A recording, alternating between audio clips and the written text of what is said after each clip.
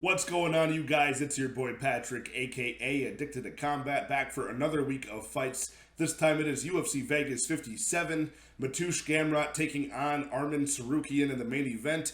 Super fun clash of future prospects right there. Also on this card is Shavkat Rakhmonov challenging Neil Magny. So hype train versus veteran at 170. Amazing fight. There's a lot of good fights on this card, quite honestly. The betting lines have already gotten out of control on some of them, so I'll point out those spots. But we'll still try to find ways to make some money on this card, go through the predictions. If you're wondering why I'm dressed like a Hawaiian tourist, I was watching my girlfriend play volleyball just moments ago, so I had a couple Mai Tais, a couple cocktails. I'm feeling good, I'm feeling confident on this card, but yeah, I mean, it's going to be tricky betting-wise, honestly, for this card, because the obvious sides on some of these fights have been steamed on the money line, so I'll point those spots out, and without further ado, let's get into it. And we're kicking off the night with a women's strawweight bout between Frey versus Vanessa Demopoulos, which is a interesting fight in itself. You know, it's a younger woman in Vanessa Demopoulos, 33 years old, 5'1", 62-inch reach, and she's taking on Frey, who is more of a veteran of the sport, 37 years old at strawweight, which is getting up there in age, 5'2", 65-inch reach. So, Frey, who's usually outsized, she was the Weight champion at Invicta, back in the day, so 105-pound champion, moving up to 115 of the UFC. She's always outsized, but right here against Vanessa Demopoulos, she'll be the slimmer, fighter here, but she'll actually have the longer measurables in height and reach. And that'll aid her because she is the actual better striker, in my opinion. The line reflects it. She's a minus 250 favorite, which is insane against Vanessa Demopoulos, the plus 210 underdog. But, I like Frey here. I think she's the better striker, the better mover.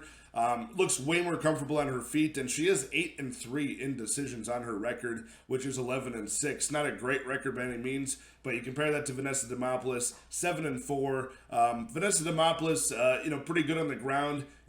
She always has that potential for the armbar from guard, which she got over Silvana Gomez Juarez recently, where she got knocked down in the fight. Silvana Gomez Juarez actually followed her to the ground after getting that knockdown and got wrapped up in the armbar and lost the fight in round one.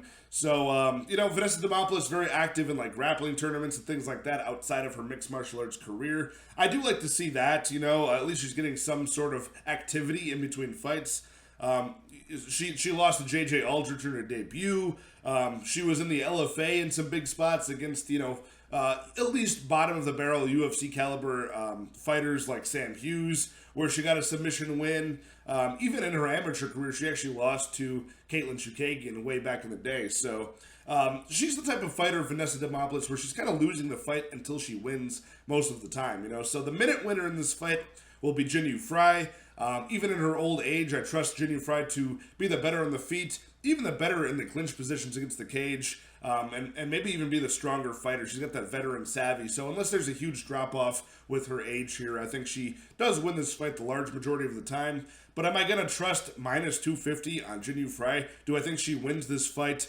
What are we talking about now? We're talking about in the 60%, high 60%, of the time. I don't really know about that. I think Vanessa Demopoulos is the value side if you're a value bettor. But most worlds, I think Frey has the tools to win minutes on the feet and possibly on the ground, even if she can stay safe on top of Vanessa Demopoulos, not get caught up in that armbar from guard type of scenario. I think she's got the better gas tank, the better experience, and I'll take Frey to win this fight. Okay, moving on to the bantamweight division, we have Brian Boom Kelleher taking on Mario Bautista. This is a really fun fight, honestly. A clash of styles somewhat. Brian Kelleher, even at 135, usually outsized, 5'6", 66-inch reach, and 35 years old at this point. He's been in the game for a while, has Brian Kelleher. Definitely one of the more veteran tests at bantamweight, taking on that gatekeeper role. Mario Bautista, only 28 years old, 5'9", 72-inch reach, so 3 inches of height, about 6 inches of reach, and a big youth advantage too. And definitely the speed advantage at this point in his career and the explosivity advantage as well. We all remember Mario Bautista being put on the map for his flying knee victory very early against Miles Johns. Mario Bautista is a minus 155 favorite here over Brian Kelleher, plus 135 underdog. And it makes sense to me in some aspects, right? Mario Bautista still winning back the fans. Like I mentioned, that big flying knee knockout over Miles Johns. He ended up getting, his momentum stopped by Trevin Jones, who is a very good, powerful counter striker at 135 too. So he ended up, I think it was an uppercut counter against Mario Bautista as he was advancing in round 2 of their fight a while back. So after he took off some time from that, he came back against Jay Perrin and actually looked like a more mature, more measured version of himself did Mario Bautista. He looked like he was measuring his strikes more in the clinch. Really not chasing the finish so much, not just going crazy with jumping, flying attacks, spinning elbows, things like that. He was actually a little bit more measured, but still had that danger factor to him. So, I like to see that. He also, besides getting knocked out by Trevin Jones, he got armbarred by Corey Sandhagen. Those were his 2 losses. So, over his 9 wins, he actually is a very equal opportunist. He's got 3 KOs, 3 submissions, and 3 decisions over his 9 wins. Like to see that as well. He's at training at MMA Labs. I like to see all the improvements. He's in the prime of his career at 28, and it looked like against Jay Perrin he actually made some mature improvements too. So I like to see that against Brian Kelleher, who's got a huge experience advantage. 14 UFC fights versus the 5 that we've seen for Mario Bautista, right? Brian Kelleher, one of the best guillotines in the game. He locks that thing up if you get over anxious and try to take him down sloppily. He'll lock that up on you, and it's night-night. You'll be tapping or going to sleep. Brian Kelleher is very, very good at his guillotine. It's a very close fight. This is a very close fight. I'm not going to lie to you. The line could even be closer, I think. But to get minus 155 is a decent price on a guy who's going to be the longer guy, the taller guy, the guy with the measurables, tail of the tape advantage with age and height and reach. I think the faster guy at this point in his career. And if he can just avoid making mistakes, I think he wins this fight. I think he can win by decision or inside the distance, I think it's plus money that this fight does not go to decision. That might be worth a stab because I could see Brian capitalizing on a mistake that Mario Bautista makes, either with closing the distance with strikes or most likely a submission victory. But more often than not, I think Mario Bautista, I'm going to bank on him to continue making improvements, be the more patient, measured fighter we saw last time out. And I think he can just win moments and minutes on the feet against Brian Kelleher and just keep it standing. And, I'm going to trust in him to win at least 2, if not all 3 rounds versus Brian Kelleher. I think it'll be a decision win. So give me Mario Bautista to win this fight. Up next is a flyweight bout between Cody Durden and JP Buys. 2 guys who have both had only 4 fights in the UFC. JP Buys is a guy coming off of a victory. He had an unsuccessful time on the Contender Series a couple of years ago. Came back with a guillotine victory in round 1 on the Contender Series. Got a contract finally along with his wife at the time, Cheyenne Buys. And he ended up not having the most successful run in the UFC because he was kind of fed to the wolves. Bruno Silva got knocked out there. Montel Jackson, the first time he went to decision, lost that decision clearly. So not had the best run yet. He is only 26 years old, 5'5", 67-inch reach, and a 9-4 record overall. Cody Durden is the slight underdog at plus 100. JP Buys minus 120 odds currently. Cody Durden, 31 years old, the older man, 5'7", 67-inch reach. So he is the taller man and the older man by a bit.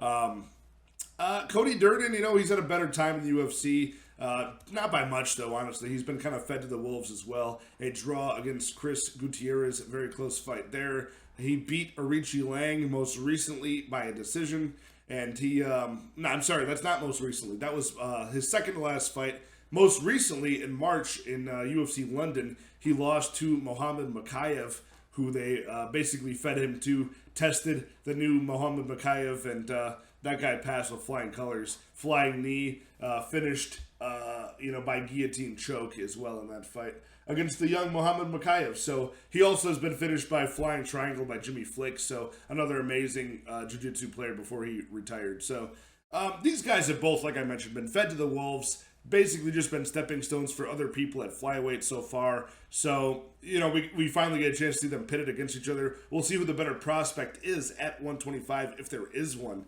And both guys are kind of similar in their style as far as they are very fast starters. But I think JP Buys seems to fade a little bit more in the fight after round one. If he can't get the job done in round one, as I mentioned, he's only been to one decision, and that was a loss against Montel Jackson.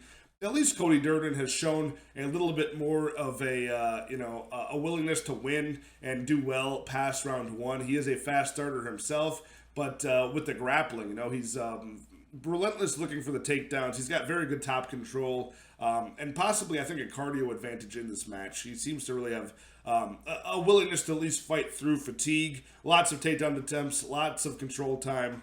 I like Cody Durden overall. I think the hands are close enough. They're both serviceable strikers, both like to wrestle. I think Cody Durden will find the better of the positions here, and I think you will find that he will accelerate through this fight a little bit more than JP Buys will. A finish is definitely on the table for both these guys early. Round one will likely be chaotic, and whoever wins round one in this fight will likely carry that momentum into round two and have a better chance of winning the fight. But I think that guy will be Cody Durden. I'll bank on the guy to start fast with the takedown offense early and not really engage in the hands too much early until JP Buys tires. I'm going to take Cody Durden as the underdog in this match, plus 100 odds right now, and I just think he's the more mentally tough guy. He's the guy with the better cardio, and he's going to be able to implement his game with the wrestling in round one, even more in round two, and even more in round three as JP Buys tires. Give me Cody Durden to win this fight.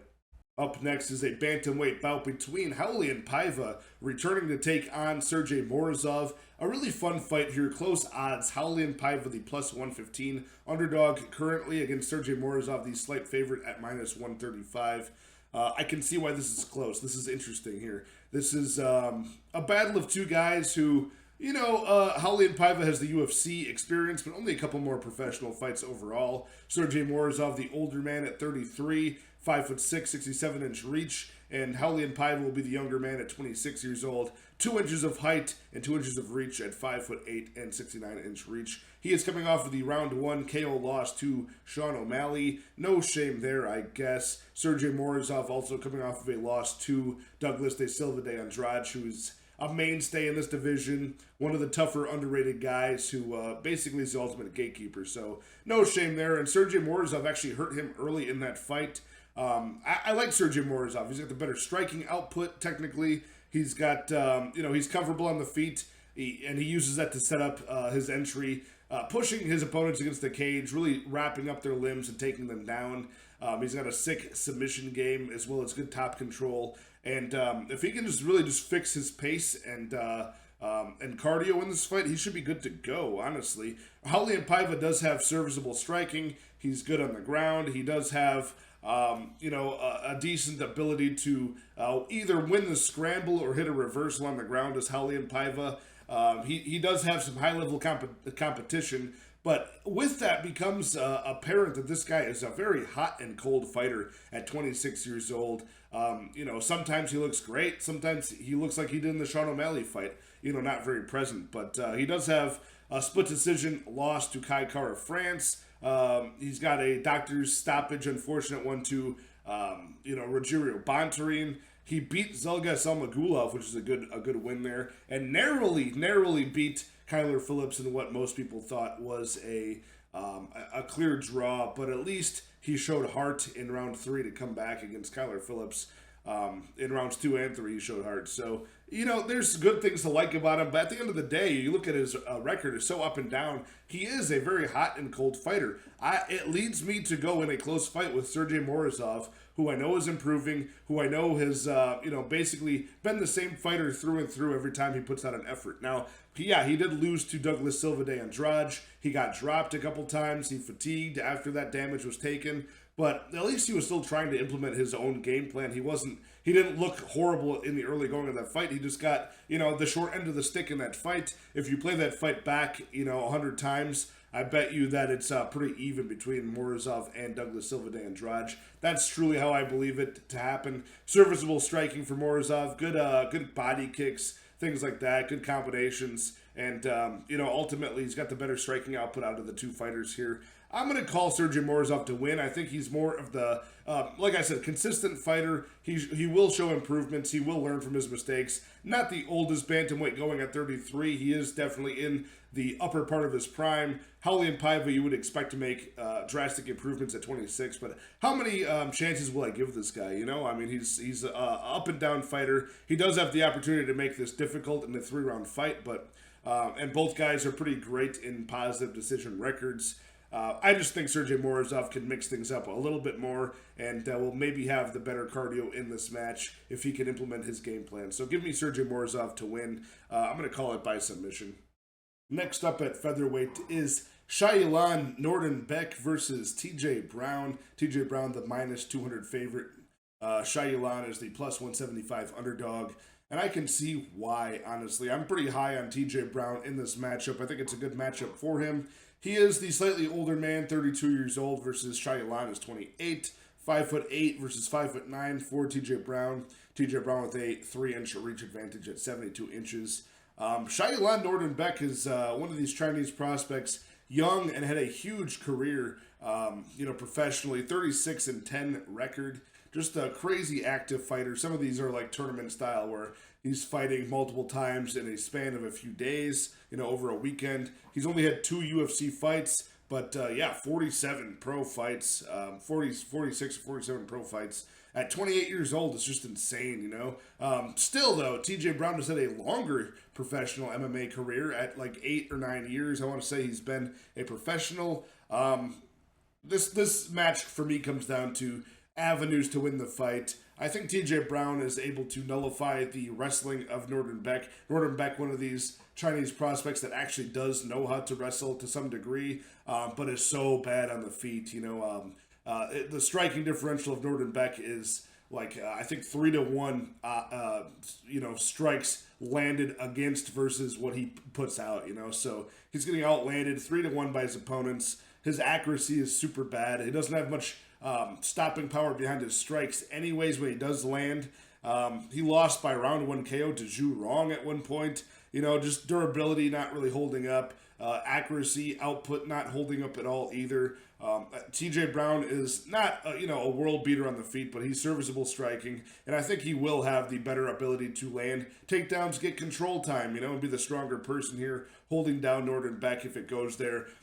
You saw in his last fight some improvements against Charles Rosa, who is a decent enough test as Charles Rosa, and TJ Brown was able to hold him down. 7 minutes and 40 seconds of control time over 3 rounds, landing multiple takedowns in each round and staying active on top. Minus 200, I think, in this spot is still leaving a little bit of extra value on TJ Brown, in my opinion. So I think he's underrated. Southpaw, a great grappler. The UFC experience advantage, a longer professional career against better opponents overall, and he seems to be improving. So give me TJ Brown to win this fight by a dominant decision. Up next at light heavyweight, we have Carlos Ulberg returning to face Nchukwi. Really fun fight here, and close in the odds. Carlos Ulberg, minus 120 favorite. Nchukwi, a plus 100 underdog. It's close. It's a close fight. Carlos Ulberg has the size and height. 6'4", 77-inch reach, only 31 years old, still at 205. Nchukwi, even younger, 27 years old, only 6 foot tall, and 77-inch reach as well. So Carlos Ulberg, despite his age, he is one of these city kickboxing guys who had a kickboxing career before mixed martial arts. He is 4-1 only in his MMA career so far, and he's coming off of a win over Fabio Cherant, where people expected him to get the job done against Fabio Cherant, the way others have, and he played it safe. He was unable to do it, didn't look for the openings, didn't force the issue against the walking punching bag, Fabio Cherant. So, what are you going to do? He won the fight. He won it well. He scored, around 20 to 30 significant strikes per round over 3 rounds. Not bad. He showed maybe a little bit of hesitancy, did Carlos Ulberg, in that because he gassed out so badly in his debut over Kennedy and Tsarukyan, where he, unloaded like upwards of 120 strikes on Kennedy. Kennedy didn't go anywhere, came back in round 2 against a gassed Carlos Ulberg at that point and knocked him out cold. So, yeah, it might have been playing on his mind in his last fight that he didn't need to unload the gas tank on a guy who might not get finished regardless. So, more power to him. Seems like a little bit of maturity. Nchukwi, on the other hand, has, a well-rounded array of skills as well. I think he's the more well-rounded guy, serviceable on the feet. He's got heavy hands on the feet, but he also has shown against Julian Park and against, who else was against? Mike Rodriguez, that he has the takedown, ability as well. Against guys who aren't expecting it, guys that tire out early, and guys that are not that great at anti-grappling, but he still showed that he has that wrinkle in his game. He can do that against the kickboxer in Carlos Ulberg. I believe that as well. So with the takedown, and he's got good striking output as well. Tall guys like Jamie Pickett with a huge reach, tall guys like slow Mike Rodriguez with a big reach and height that are similar to Carlos Ulberg. Tafon was able to land 116 strikes against Mike Rodriguez, 120 significant strikes against Jamie Pickett. These are not the highest level of competition, but they're guys that have been on the block, and they have the physical advantages that Carlos Ulberg has. So those were great fights for me to see in the tape study, and he was really winning the fight against Azamat Murzakanov most recently in the spring, before that flying knee in the third round put him away. So I could see a world where Tafon Nchukwi is able to survive the kickboxing of Carlos Ulberg, survive the danger early, maybe even walk forward and pressure the kicker, that is Carlos Ulberg, maybe counter some of the kicks with the hands, the heavy hands of Tafon Nchukwi, and even threaten the takedowns maybe in late round 1 and then into round 2 when Ulberg gets tired. Ulberg is very, very dangerous, very slick, powerful striker, good combinations. You can tell he had a wealth of experience in kickboxing, but as soon as he gets tired,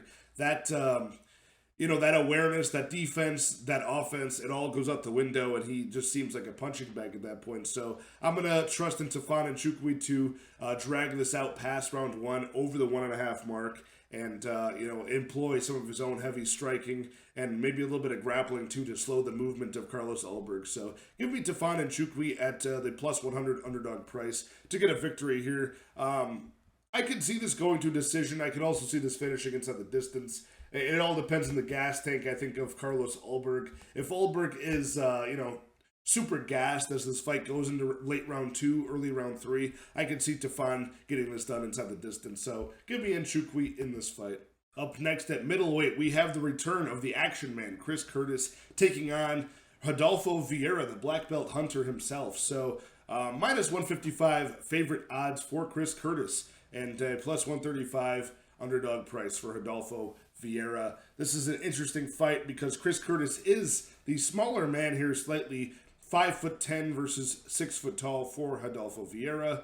Slight reach advantage for Chris Curtis with a 75-inch reach versus the 73-inch reach of Rodolfo Viera. Chris Curtis, the older man by 2 years, 34, versus Rodolfo Viera's 32. So this is a great fight for the action man to take, as far as this will really boost up his hype. This is a guy in Rodolfo Viera that is a true specialist of the game, true BJJ specialist, a dangerous guy, a guy who, kind of like Chris Curtis in a way, it's a dangerous fight to take.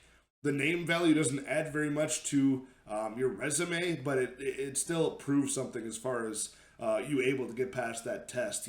Rodolfo Viera has to get past the veteran savvy of Chris Curtis, the heavy hands of Chris Curtis, the explosivity of Chris Curtis. Rodolfo Viera has to get past all of that, nullify all of his stand-up, and take him to the ground and submit him.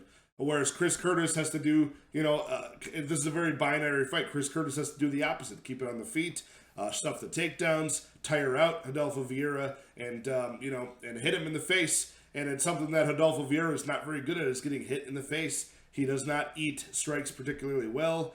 And when things aren't going Rodolfo Viera's way, he kind of looks for the door. So it's a close fight, and that's why the odds are so close. Minus 155 for Curtis, plus 135 for Viera. This is either the cheapest you will ever get Viera to lock up a submission at the moneyline price, or this is the cheapest you get Chris Curtis on the moneyline to knock out a one-dimensional fighter. You know, it's a very close fight in my opinion. Obviously, Adolfo Vieira is going to have a big strength advantage in the grappling.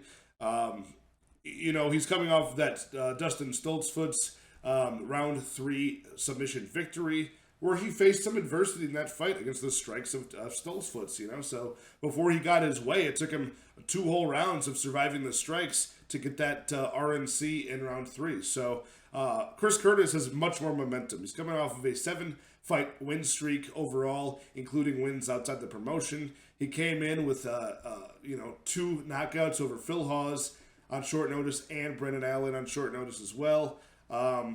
He also has a guy who's relevant now.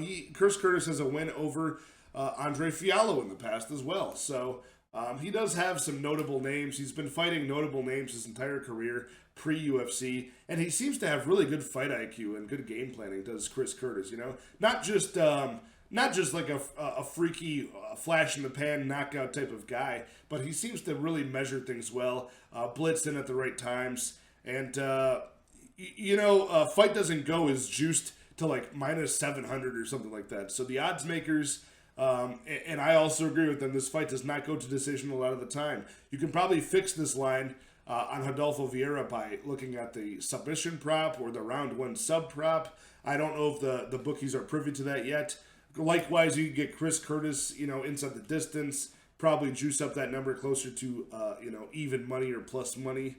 Chris Curtis has always struggled with grapplers, but I think Adolfo Vieira is a guy where I just can't get that Hernandez death gas out of my mind. I think the endurance will go to Chris Curtis. I think the potential for both guys to get a finish is very close. And the limiting factor for me here is the MMA experience for Chris Curtis and the cardio experience for Chris Curtis. I just see a better gas thing out of Chris Curtis. I've seen him face a larger variety of opponents. He's training at Extreme Couture. He's got good training partners. And Adolfo Vieira is still, one of these. He's very good at what he does, but he's still a very one aspect of mixed martial arts type of guy. So with that, I'm going to have to take Chris Curtis, keep riding the money train, and I think Chris Curtis gets this done by knockout in either rounds 1 or rounds 2. Okay, up next at bantamweight, here it is, the Umar Nurmagomedov fight versus Nate Maness. The money line is out of control. It's out of control here. Minus 850 for Umar Nurmagomedov. Nate Maness, the plus 600 underdog. This is a case at bantamweight, and this money line is so wide that, of course, you're paying the tax on the Nurmagomedov last name. Even against Nate Maness, who is 14-1. If Umar Nurmagomedov with that name was, 0-0, I'm sure this would still be a pick'em price tag. If Umar Nurmagomedov was 5-0, I'm sure that this would be, minus 200, minus 300 for Umar Nurmagomedov. But you got to not only pay the price for him being 14-0, but you're paying the Russian tax and the tax of a last name of the guy, the cousin of one of the best champions in the UFC. So Umar is a minus 850 favorite here. It's unreasonable, and it limits the way that we're going to be able to play this fight. But nonetheless, Nate Maness, the bigger guy, 5'10", 72-inch reach, a little bit older at 30 years old. Umar is 26 only, and he is 5'8", 69-inch reach. Like I mentioned, the undefeated record for Umar Nurmagomedov. Nate Maness has great striking power, Great striking power, good experience against some top-level guys, overcoming adversity against some of them like Tony Gravely, overcoming that adversity in round 1, getting the finish in round 2. He even has a win against Johnny Munoz, who's not too bad. Umar only has a couple of fights. Impressive fights as they are. He fought Sergey Morozov last December, so a little over a year, like about a year and a half ago. Was able to get taken to a pretty tough fight into round 2, and then was able to get the victory by submission. Same with Brian Kelleher, only faster, round 1, a few minutes in, got the submission over Brian Boom Kelleher, which is a big jump up in competition, a big veteran test. I mentioned earlier in the breakdown how veteran savvy Brian Kelleher is. So that was a big test, that only 26 years old, that he passed with flying colors. He even beat Saidukab Kakramanov in the PFL, so this guy has been fighting decent level competition even before the UFC. He's been fighting decent guys ever since about like 2018 or so. So, I think playing this fight is going to be tough from a gambling perspective. Um, Obviously the value falls on Nate Maness. How could it not at this price tag? You got a guy with striking power. You got a guy with a big size advantage, and a guy who's a plus 600 favorite in this fight, or underdog in this fight. So it's very hard to not say that the value falls on Nate Maness a bit. However, I do think that Nurmagomedov will get the victory here. I just think that his back take is too much. The speed at which he can close the distance and quickly wrap you up.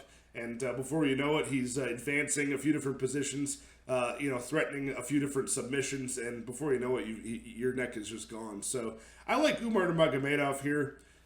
His chin might get tested. Who knows? I mean, he throws a lot of kicks, kind of reckless with the kicks at times. And I could see Nate Maness countering those kicks and, maybe testing the chin of Nurmagomedov. But overall, I think that there's very few ways I can justify even throwing money on Nate Maness here, other than just like tail of the tape advantages and things like that. So give me Nurmagomedov. I think it will be another round 1 or round 2 submission. Up next at men's lightweight, we have Thiago Moises taking on Christos Giagos. Interesting fight here. Thiago Moises is a minus 230 favorite over Christos Giagos, the plus 190 underdog.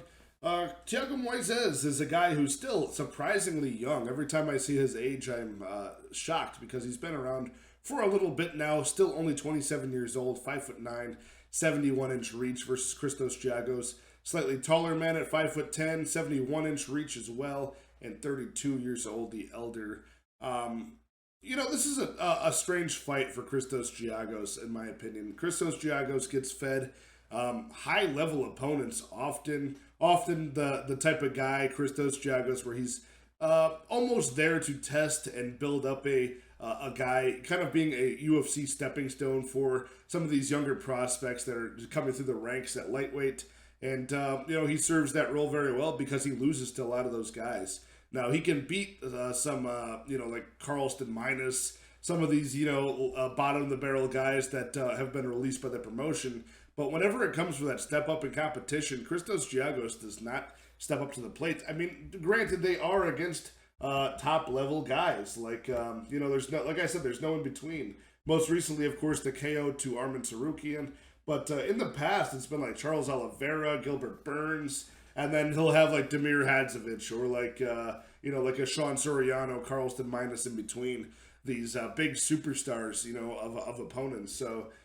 He'll lose by submission to those guys, but against Thiago Moises, one of these hot and cold fighters, obviously coming off of a very surprising beatdown by Joel Alvarez, who, not many of us really thought would go out there and strike and destroy by strikes Thiago Moises. Before that, it was a not so surprising loss to Islam Makhachev in round 4. He did survive pretty far into that fight. But nonetheless, round 4 submission, rear naked choke by Islam Makhachev. So he's coming off of a little bit of a slump here, 2-loss streak. Before that, he was on a 3-fight win streak. And as I mentioned, Thiago Moises at his best, even at a young age. He can, he can beat the Alex Hernandez. He can beat the Bobby Green. He can beat submit the Michael Johnson. But whenever it comes up to like a big step up in competition, Thiago Moises not always up to par as well, but he's a young guy, should be improving, a high-level BJJ black belt, kind of switches stances, sometimes a southpaw, sometimes not, and, both of these guys are not amazing on the feet. I would slightly, it's pretty much even. They're both serviceable, but both have negative striking differentials, aka both of them get hit more than they dish out on their opponents, so both guys positive records and decisions. I just think to win this fight, Christos Giagos would have to play Thiago Moises' game on the ground better than he does. And I don't think that's the case. I think Thiago Moises is still that step above, still figuring out where his ceiling is, where we know where that ceiling has been for Christos Giagos. It's not very high. I think the skills that Thiago Moises has everywhere in mixed martial arts are better than that of Christos Giagos. Do I want to trust minus 230 for Thiago Moises at this point on a 2-fight loss streak? Not really, but again, it's Christos Giagos. He never really passes these tests too well, so I'll take Thiago Moises to win this fight. I think he gets this done inside the distance by submission. Okay, here we go. This is Alan Baudot versus Josh Parisian. Heavyweight fight, sloppy heavyweight fight between two guys that are currently 50-50 on the money line, -110, -110. Dead even pick'em price tag for both guys. And I couldn't agree with the bookies more. This is a very confusing fight. And I don't know how anybody can have much confidence in this one way or the other unless they have some sort of inside information on like an injury one of these two guys has or something like that. But we're talking about Josh Parisian, who's 1-2 in the UFC. Alan Baudot, who's 0-3 in the UFC. Josh Parisian, he has been on the Dana White Contender Series twice, getting knockouts in both of those appearances. And his only UFC win is actually a split decision win over Rocky Martinez. So, you know, the bigger guy, 6'4", 32 years old, 79-inch reach. Alan Baudot, same reach at 79 inches, 6'3", so just a little bit shorter and 34 years old. I think Parisian will be the bigger guy, you know, thickness-wise, but not by very much, and I think his movement is going to be much worse. So, Alan Baudot coming off of that Parker Porter decision loss, whereas Josh Parisian's coming off of the Dontel Mays TKO loss. So both guys not have any momentum, of course. You know, Alan Baudot, I mean, both these guys are just not great, you know, and you never know. I mean, whoever gets hit first in this fight probably going to get crumpled and go down. You know, Josh Parisian might have a slight wrestling advantage in this fight, but he never really has a opportunity to get it there against these bigger, stronger guys that are more his size, like Alan Baudot. Josh Parisian just looks so awkward on the feet, very slow, not very good combinations. At least Alan Baudot knows how to use a jab, knows how to throw combinations with the hands. You know, I'll give that to him, if anything, and you know, he's got decent defensive wrestling, too. We saw some shades of that against Parker Porter, against the cage. He kind of knew what to do to defend the takedowns, keep his back in the cage, and, you know, he used the right moves to defend, getting put in a dominant position on the ground for a while. So, like I said, decent boxing combinations for Baudot. You know, not the best durability, but neither is Josh Parisian. Neither guy has the best cardio, of course, so this is a definite coin flip fight for me. I'm going to take Alan Baudot just because he looks the most comfortable on the feet. He still looks physically strong. Josh Parisian just looks very, very awkward out there these days, you know. I'm not sure what it is. Obviously, if he can get this fight to the ground, I think he's got a much better chance of winning, does Josh Parisian. But for a big guy, Josh Parisian is very submissive. Like, he gets backed up by strikes very easily, gets backed up and pressured to the cage very easily. And I just don't think you can do that against Alan Baudot. You can't let him get away with you know, without gaining his respect in the cage. So give me Alan Baudot to pick up his first UFC win. Again, this is about as low confidence as it gets.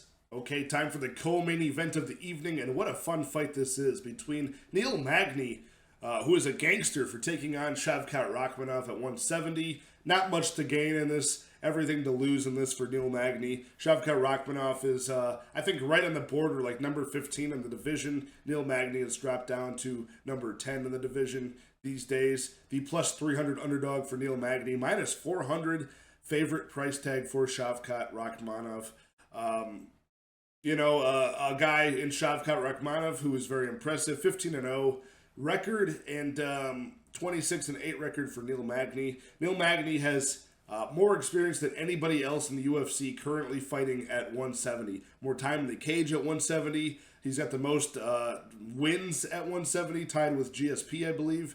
He's got the most decision wins at 170 with, I think, I want to say like 13 or something like that. He's 16-2 in decisions in his career. So a huge experience advantage. He knows how to win fights. Shavkat Rakhmonov, on the other side of that, never seen a decision in his life. He is 15-0, 8 knockouts, 7 submissions. Never been a decision. That does scare me a bit, but I got no reason to think his cardio will fail him here. He is 27 years old, 6'1", 77-inch reach. Neil Magny, a huge frame for welterweight. 34 years old, 6'3", with an 80-inch reach. You know, he's coming off of that Max Griffin split decision win. And that's really the story of Neil Magny's career. He's a very good generalist at 170. He can exploit the weakness in his opponents. Like, for example, we can go to a guy like Jeff Neal. You can keep Neil Magny can keep him at range, keep him at the end of his jab, at the end of his long strikes, 80-inch reach, and outpoint him from the outside. Or he can switch into being the guy like against Robbie Lawler. He can out-grapple him and get the top control, the takedowns, the cage control, and win that way. He knows how to win fights. He knows how to exploit the weakness of his opponent. But Shavkat Rakhmonov so far does not really have any weaknesses is the problem. So what is Neil Magny going to exploit? I think he's going to be outgunned on the striking on the feet. I think on the ground is danger for Neil Magny. And, this is just, I don't know where he wins points in this fight, Now, I will say, though, I will preface this by saying that minus 400 for the wealth of experience that I outlined for Neil Magny is crazy. To expect that a guy with the experience of Neil Magny, the most experience in UFC welterweight history, is given a 20% chance to win, I think he's got more of a chance than that. So the money line's crazy. I would look for Shavkat to win inside the distance. That's where I'm leading. That's what I think is going to happen. Neil Magny has been finished only twice by strikes. That has been by Lorenz Larkin a long time ago and by Ponzinibbio back in 2018. So, Rakhmonov inside the distance, maybe Shavkat Rakhmonov, scorecards equals no action. I'm sure the bookies will be all over that, but, whatever can chop down this minus 400 so you don't have to risk minus 400 on a guy who is still trying to prove himself, but I've got no reason to think that he will struggle here. It's just the never being to a decision thing sketches me out slightly, but he doesn't look like he shows any signs of slowing down. I think within 2 rounds he finishes Neil Magny by strikes. So give me Shavkat Rakhmonov to keep this win streak alive and keep the hype train rolling. Okay, up next is the main event of the evening, which is Arman Tsarukyan taking on Mateusz Gamrot in the main event at 155. Two guys who are pretty young in their UFC career, battling it out to see who's going to, start moving forward in the 155-pound division. Arman Tsarukyan, only 25 years old, 5'7", 72-inch reach. He has a longer reach but a shorter height than Mateusz Gamrot, who is 31, 5'10", with a 70-inch reach. Mateusz Gamrot is 20-1. Arman Tsarukyan is 18-2. So both have amazing records. I'm just going to check and see what the odds are currently for these guys. Last I checked, it was like minus 200 or something for Arman Tsarukyan. Okay, it's climbing even more. So we're looking at minus 260 for Arman Tsarukyan. We're looking at a plus 220 for Mateusz Gamrot. And I see it, honestly. I see why the odds makers have this the way they do. I don't think there's a lot of extra value on Tsarukyan, but I do think that he has a very good chance of winning this fight. Again, it's kind of like what I just mentioned with Shavkat Rakhmonov, right? Where there's no clear weakness for Arman Tsarukyan in this fight. He's young, he's improving. Both of these guys have amazing striking, positive striking differentials, outlanding their opponents on average by quite a bit. Both are averaging around 3.75, 3.8 significant strikes landed per minute. Both are good wrestlers on the ground too, so, we know Mateusz Gamrot can threaten with submissions. We know Arman Tsarukyan is very, very strong, a position over submission type of guy, smothering top pressure with his muscular 5'7" frame. He can really go chest to chest and make life hell for his opponents. On the ground, can Arman Tsarukyan. We saw the devastating elbows against Joel Alvarez in his last fight.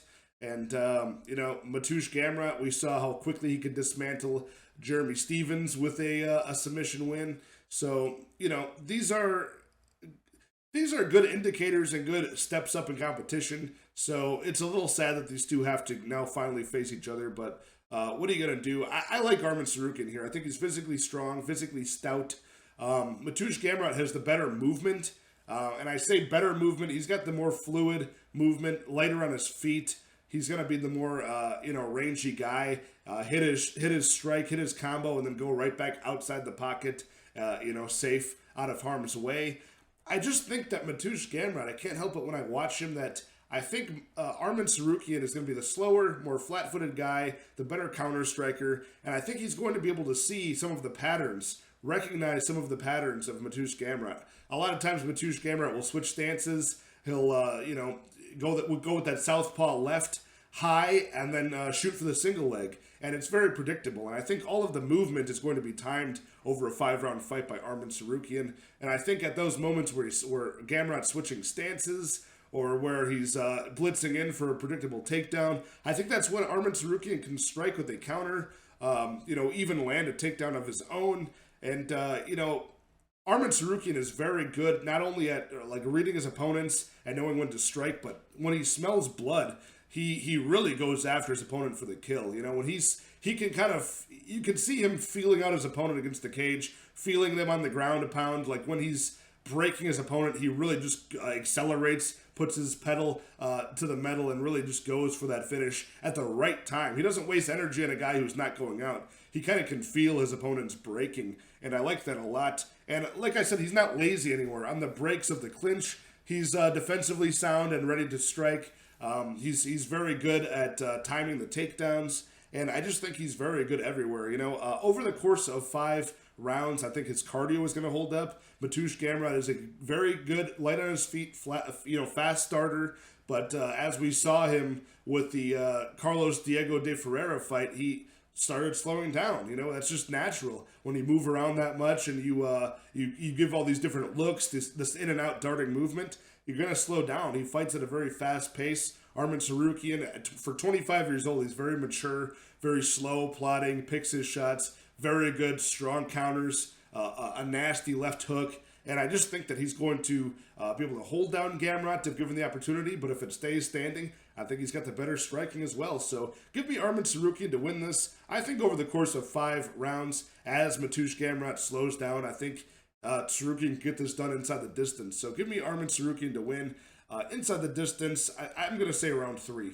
Okay, there we have it, folks. All 12 fights broken down for UFC Vegas 57. Gamrot versus Tsarukyan. Really fun main event. Fun card altogether. A lot of interesting matchups. Wide betting lines. We'll see who busts the parlays this week. Keep an eye out for some of those wide betting lines. If you're a value bettor, there's a lot of good underdogs to take advantage of. Just purely on a picks perspective, I think I picked maybe like 2 or 3 underdogs on this card so far. And those are very close to even money ones as well. So it'll be interesting. I'll give my best bets and props video in a couple days, and try to find some props to punctuate some of the picks that we have on this card. And, so stay tuned for that. Good luck in all your betting action. Thanks for watching. Hit that like, hit that subscribe, and I will talk to you guys next time. Cheers.